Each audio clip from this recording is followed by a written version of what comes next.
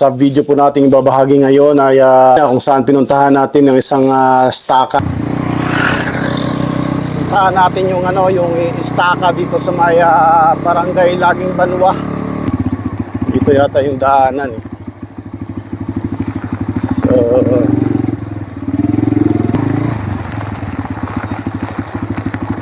singkang pero gagyan pagto sa bagong staka ba nga ginobra ko no yakara. Diretso ka tara no. Ragaliho.